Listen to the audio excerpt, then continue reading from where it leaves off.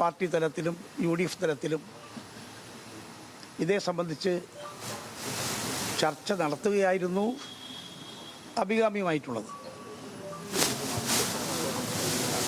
കാരണം അങ്ങനെ ചർച്ച ചെയ്തിരുന്നെങ്കിൽ ഇപ്പോൾ ഉയർന്നു വന്ന വിവാദങ്ങളൊക്കെ ഒഴിവാക്കാനും കഴിയുമായിരുന്നു. നമുക്കെല്ലാവർക്കും അറിയാവുന്നതുപോലെ മദ്യത്തിൻ്റെ വ്യാപനവും ഉപയോഗവും കുറച്ചുകൊണ്ടുവരിക, ലഹരിക്കെതിരെ, മയക്കുമരുന്നിനെതിരെ ശക്തമായി പോരാട്ടം നടത്തുക, മദ്യപാനം മൂലം സമൂഹത്തിനുണ്ടാകുന്ന ദുരന്തത്തിന് അറുതി വരുത്തുക. കേരളത്തിൽ ഇടക്കാലത്ത് വളരെയേറെ മോശമായ അന്തരീക്ഷം ലഹരിയുടെ വ്യാപനം മൂലം, മദ്യത്തിൻ്റെ വ്യാപനം മൂലം ഉണ്ടായിട്ടുള്ള അന്തരീക്ഷം വളരെ മോശമായിരുന്നു, നമുക്കറിയാം.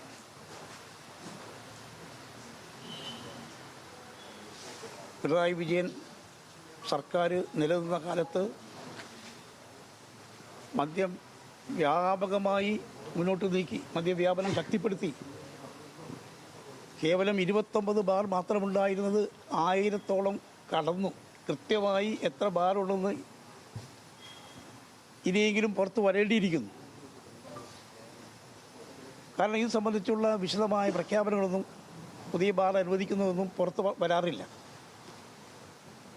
അപ്പം അതുകൊണ്ട് വിശദമായ ചർച്ച നടത്തി നയം രൂപീകരിച്ചതിന് ശേഷം ഏതെങ്കിലും പശ്ചാത്തലത്തിൽ മദ്യവ്യാപനത്തിന് സാധ്യത കൊടുക്കുന്ന ആ കാര്യം ചർച്ച ചെയ്ത് അല്ലെങ്കിൽ സമഗ്രമായ മദ്യനയം രൂപം കൊടുത്തിരുന്നെങ്കിൽ ഇതൊന്നും ഉണ്ടാകുമായിരുന്നില്ല. അപ്പം ഞാൻ തന്നെ കഴിഞ്ഞ 1-ാം തീയതി 1/6/2026 മദ്യനയം സംബന്ധിച്ച് ബന്ധപ്പെട്ട മദ്യവിരുദ്ധ പ്രസ്ഥാനങ്ങളുമായി ചർച്ച നടത്തണം, നല്ലൊരു ചർച്ച നടത്തി ആ വികാരമെല്ലാം ഉൾക്കൊണ്ടുകൊണ്ട് മദ്യവ്യാപനം, അതിനെതിരെയുള്ള പ്രഖ്യാപിത നയം യാഥാർത്ഥ്യമാക്കണം എന്നെല്ലാം അദ്ദേഹത്തോട് ആവശ്യപ്പെട്ടിരുന്നു, മുഖ്യമന്ത്രിയോട് ആവശ്യപ്പെട്ടിരുന്നു. എക്സൈസ് മന്ത്രിയുടെ ശ്രദ്ധയിലും പെടുത്തിയിരുന്നു. അത് സംബന്ധിച്ച് കത്ത് കൊടുത്തിരുന്നു. പക്ഷേ ബജറ്റ് തിരക്കാണ് എന്നുള്ള രീതിയിലായിരിക്കണം പിന്നെ അത് നീണ്ടുപോയത്. പക്ഷെ അത് നീണ്ടുപോയ സാഹചര്യത്തിൽ ഒരു കാരണവശാലും ബജറ്റ് പ്രപ്പോസൽ വയ്ക്കുമ്പോൾ ഈ മദ്യവ്യാപനത്തിന് അവസരമൊരുക്കുന്ന ഒരു തീരുമാനം പോലും ഉണ്ടാകാൻ പാടില്ലാത്തതാണ്.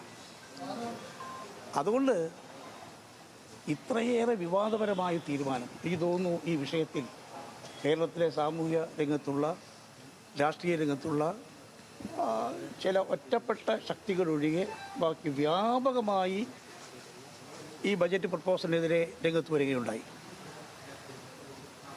അതിൻ്റെ അടിസ്ഥാനത്തിൽ കൃത്യമായൊരു തീരുമാനം ഈ നിയമസഭാ സമ്മേളനത്തിൽ തന്നെ പറഞ്ഞിരുന്നെങ്കിൽ ഏറ്റവും നന്നാകുമായിരുന്നു. മറിച്ച് ഇനിയും അത് സംബന്ധിച്ച് മറ്റു ചർച്ച വേണം. ചർച്ച തീർച്ചയായിട്ടും വേണം. UDF ചർച്ച വേണം, കോൺഗ്രസ് പാർട്ടിയിൽ ചർച്ച വേണം. ചർച്ച അനിവാര്യമാണ്. ആ പ്രോസസ്സെല്ലാം നേരത്തെ നടത്തുകയോ അല്ലെങ്കിൽ സന്ദർഭാനുസരണം അവസരം കിട്ടുമ്പോൾ നടത്തുകയോ ചെയ്തിട്ട് ഈ കാര്യങ്ങളൊക്കെ കൊണ്ടുപോകുകയായിരുന്നു ഏറ്റവും നല്ലത്. നിർഭാഗ്യവശാൽ ഈ പ്രശ്നം സംബന്ധിച്ച് സമൂഹത്തിൽ ഉയർന്നു വന്നിട്ടുള്ള സംശയങ്ങളും ആശങ്കകളും ഒക്കെ അതേപടി നിലനിൽക്കുന്ന ഒരു സാഹചര്യമാണ് ഇപ്പോഴുള്ളത്. അതുകൊണ്ട് എനിക്ക് ബഹുമാനപ്പെട്ട മുഖ്യമന്ത്രിയോട് പ്രത്യേകിച്ച് പറയാനുള്ളത്, ബജറ്റിൻ്റെ ഭാഗമായി അടുത്തതിനെ അവതരിപ്പിക്കുന്ന ഫിനാൻസ് ബില്ല്, ആ ഫിനാൻസ് ബില്ല് അവതരിക്കുന്ന വേളയിൽ തന്നെ ഈ പ്രപ്പോസൽ ഒഴിവാക്കിക്കൊണ്ടുള്ള നിർദ്ദേശങ്ങൾ സമർപ്പിക്കുകയായിരിക്കും ഏറ്റവും ഉചിതമായിട്ടുള്ളത്.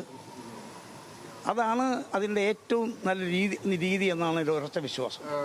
ഇതിൽ പ്രധാനമായിട്ടും ബജറ്റ് നിർദ്ദേശങ്ങളുമായി ബന്ധപ്പെട്ട കാര്യങ്ങൾ പിൻവലിച്ചിട്ട് വേണം ഇത്തരത്തിലുള്ള UDF ചർച്ച എന്നുള്ളതാണ് പ്രതിപക്ഷം അടക്കം ഉയർത്തുന്ന വിഷയം. അല്ല, ഇവിടെ നേരത്തെ ഞങ്ങൾ ആദ്യം മുതലേ പറഞ്ഞതാണ് ആ തീരുമാനം പിൻവലിക്കണം എന്നുള്ളത് തന്നെയാണ് പറഞ്ഞിട്ടുള്ളത്. ഞാൻ പറഞ്ഞോട്ടെ. അതുകൊണ്ട് ഈ തീരുമാനം പിൻവലിച്ചിട്ട് ചെയ്യുന്നതായിരുന്നു ഏറ്റവും ഉചിതം. നമ്മുടെ ജനാധിപത്യ ഗവൺമെൻറ്റുകളെ സംബന്ധിച്ചിടത്തോളം എടുക്കുന്ന ഓരോ തീരുമാനവും, സ്വീകരിക്കുന്ന ഓരോ നടപടിയും അങ്ങേയറ്റം ഔചിത്യം നിലനിർത്തിക്കൊണ്ട് വേണം മുന്നോട്ട് നീക്കാൻ.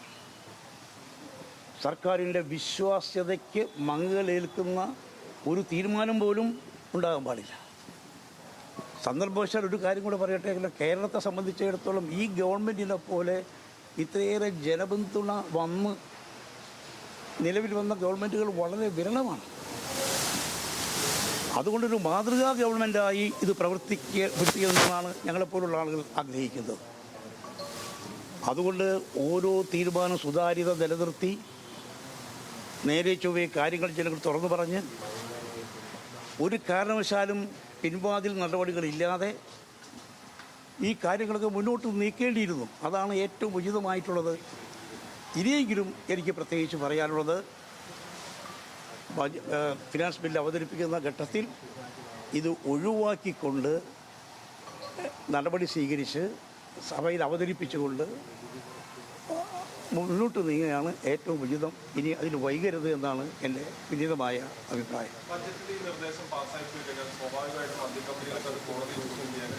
ഞാൻ പറഞ്ഞു, ബജറ്റ് ഇതുവരെ പാസ്സായിട്ടില്ലല്ലോ. ഇനി ഫിനാൻസ് ബില്ല് വരണം, അപ്രോപ്രിയേഷൻ നടപടികൾ വേണം, നടപടിക്രമങ്ങളുണ്ട്. അതുകൊണ്ട് ഇപ്പോൾ ചെയ്യാവുന്ന ഗവൺമെൻറ് ചെയ്യാൻ സാധിക്കും. അല്ലാത്ത പക്ഷം നമുക്കറിയാം, നേരത്തെ പറഞ്ഞ രീതിയിൽ ഏതെങ്കിലും തരത്തിലുള്ള വ്യാപകമായിട്ടുള്ള തടസ്സങ്ങൾ ഉണ്ടാകാനുള്ള സാധ്യതയൊക്കെ പരിശോധിക്കപ്പെടേണ്ടതാണ്.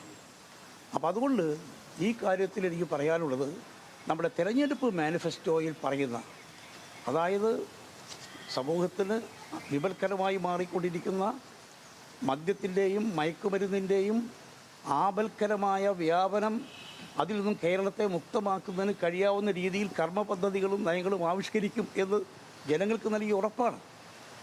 ആ ഉറപ്പ് പാലിക്കുന്ന രീതിയിലുള്ള നടപടികളുമായി മുന്നോട്ട് പോവുക പ്രധാനമാണ്. ഇപ്പോൾ മയക്കുമരുന്നിൻ്റെ കാര്യത്തിൽ ആഭ്യന്തര വകുപ്പ് വളരെ നന്നായി പ്രവർത്തിക്കുന്നുണ്ട്.